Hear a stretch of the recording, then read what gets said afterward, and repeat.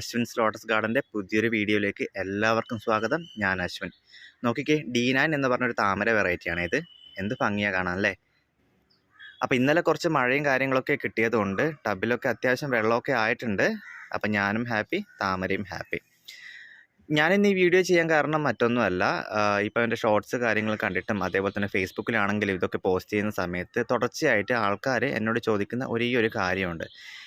ഇതിൻ്റെ വിത്ത്, താമരയുടെ വിത്ത് അവൈലബിൾ ആണോ എന്നുള്ളത്. അപ്പം ഞാൻ ഈ വീഡിയോയിലൂടെ അതിനൊരു ക്ലാരിഫിക്കേഷൻ നിങ്ങൾക്ക് നൽകാം. ഓക്കെ, ഇപ്പോൾ ഒരു താമര ഇതുപോലെ ബഡ് വന്ന് വിരിഞ്ഞതിന് ശേഷം ആ സെൻറ്റർ ഭാഗം ഉണ്ടല്ലോ, അതിങ്ങനെ ഡെവലപ്പായിട്ട് അത് ഇതാണ് സീഡ് പോഡ്. ഈ പച്ച ഈ റൗണ്ടിന് പറയുന്ന പേരാണ് സീഡ് പോഡ്. അത് വലുതായിട്ട് അതിൽ പോളനേറ്റ് നടന്ന ഭാഗത്തുള്ള സീഡ്സ് ഇതുപോലെ വിത്തുകളായിട്ട് വരും. ഇത് എല്ലാത്തിനും ഉണ്ടാവണമെന്നില്ല. ഹൈബ്രിഡ് താമരകളിൽ അധികത്തിലും ഇങ്ങനെ സീഡ് പോഡ് ഡെവലപ്പ് ആവും, പക്ഷേങ്കിൽ അതിൽ വിത്ത് ഉണ്ടാവണമെന്നില്ല. ഇതിപ്പം ഒരു നാറ്റീവ് ലോട്ടസ് വെറൈറ്റി ആയതുകൊണ്ട് തന്നെ അതിനിപ്പം സീഡ്സ് ഡെവലപ്പ് ആയിട്ടുണ്ട് കേട്ടോ. അതായപ്പോൾ നിങ്ങളിപ്പം കണ്ടുകൊണ്ടിരിക്കുന്നത്. അപ്പം ഇത് ഇപ്പം ഉണങ്ങിക്കഴിഞ്ഞാലുണ്ടല്ലോ ഈ കാണുന്ന ഒരു പരുവത്തിലാവും. ഇതാണ് താമരയുടെ വിത്ത്. അപ്പോൾ കാണാത്തവരുടെ കണ്ടോളൂ.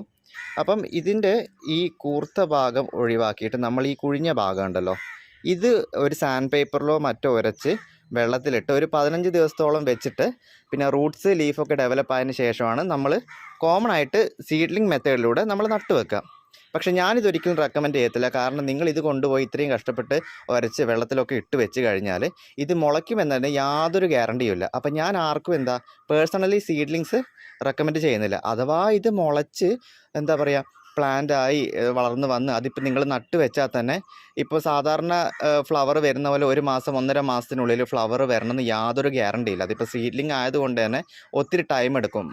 ചുരുങ്ങിയത് ഒരു 6 മാസം മുതൽ 1 വർഷമോ അതിന് മുകളിലൊക്കെ എടുക്കാൻ ചാൻസ് ഉണ്ട് എന്നാണ് ഞാൻ കേട്ടിട്ടുള്ളത്. ഞാനിതുവരെ സീഡ്ലിംഗ് പരീക്ഷിച്ച് നോക്കിയിട്ടില്ല കേട്ടോ.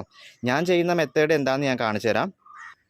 അപ്പോൾ നേരത്തെ താമര നടുന്ന വീഡിയോയിൽ ഞാൻ കാണിച്ചതുപോലെ ഇത് കണ്ടില്ലേ, താമരയുടെ ട്യൂബർ, അതായത് താമരയുടെ കിഴങ്ങാണിത്. ഞാൻ എപ്പോഴും ആൾക്കാരോട് പറയുന്നത്, നിങ്ങൾ ട്യൂബർ വെച്ച് നോക്കൂ. അങ്ങനെയാണെങ്കിൽ നിങ്ങൾക്ക് 1 മാസത്തിനകം ഫ്ലവർ വരും. കണ്ടില്ലേ, ഇത് ഫ്ലവർ വന്ന ഒരു താമരയുടെ ട്യൂബറാണ്. അപ്പോൾ നമ്മളിത് നട്ട് കഴിഞ്ഞ് കഴിഞ്ഞാൽ ഇപ്പോൾ താമരയുടെ സീസണാണ് കേട്ടോ. ഏത് വെറൈറ്റി വാങ്ങി വെച്ച് കഴിഞ്ഞാലും പെട്ടെന്ന് പിടിച്ച് കിട്ടുകയും ചെയ്യും, ഫ്ലവർ വരികയും ചെയ്യും. അതുപോലെ തന്നെ ഇനി അങ്ങോട്ട് ട്യൂബേഴ്സ് കാര്യങ്ങൾ ഉണ്ടാവത്തില്ല, സീസൺ ആയതുകൊണ്ട് തന്നെ. അപ്പം നിങ്ങൾക്ക് താമര വീട്ടിൽ വെക്കണം എന്ന് ആഗ്രഹം ഉണ്ടെങ്കിൽ എവിടെന്നെങ്കിലും ട്യൂബർ ഇതുപോലെ കിട്ടുന്നുണ്ടെങ്കിൽ അത് ഉടൻ തന്നെ വാങ്ങിച്ച് വെച്ചോളുക. കാരണം ഇപ്പോൾ വെച്ച് കഴിഞ്ഞാൽ നിങ്ങൾക്ക് പിന്നീട് അങ്ങോട്ട് താമരയുടെ പൂക്കാലം തന്നെയായിരിക്കും. അപ്പം ഇതാണ് ഞാൻ എല്ലാവർക്കും റെക്കമെൻഡ് ചെയ്യുന്നത്. കാരണം ഇത് വെച്ച് കഴിഞ്ഞ് കഴിഞ്ഞാൽ പെട്ടെന്ന് തന്നെ ഫ്ലവർ വരും. അതുപോലെ തന്നെ പിടിച്ച് കിട്ടാനുള്ള ചാൻസും കൂടുതലായിരിക്കും. ഇപ്പോൾ സീഡിൻ്റെ കാര്യം പറഞ്ഞതുപോലെ അത് നമുക്ക് വെച്ചിട്ട് ഒത്തിരി കാലം കാത്തിരിക്കേണ്ടി വരും. എന്നാൽ ഇത് വെച്ച് കഴിഞ്ഞാൽ നമുക്ക് പെട്ടെന്ന് തന്നെ ഫ്ലവർ ഉണ്ടായി കാണാൻ സാധിക്കും. അപ്പോൾ ഇതാണ് താമരയുടെ ട്യൂബർ. അപ്പോൾ താമരയൊക്കെ വെച്ച് നോക്കണമെന്ന് ആഗ്രഹമുള്ളവർ എത്രയും പെട്ടെന്ന് ട്യൂബേഴ്സ് കാര്യങ്ങൾ വാങ്ങി നടാൻ ശ്രമിക്കുക. ഓക്കെ, അപ്പോൾ ഇത്രയേ ഉള്ളൂ ഇന്നത്തെ വീഡിയോയിൽ. Thanks for watching. വീഡിയോ ഇഷ്ടമായ ലൈക്ക് ചെയ്യാനും സബ്സ്ക്രൈബ് ചെയ്യാനും മറക്കല്ലേ. ടാറ്റാ.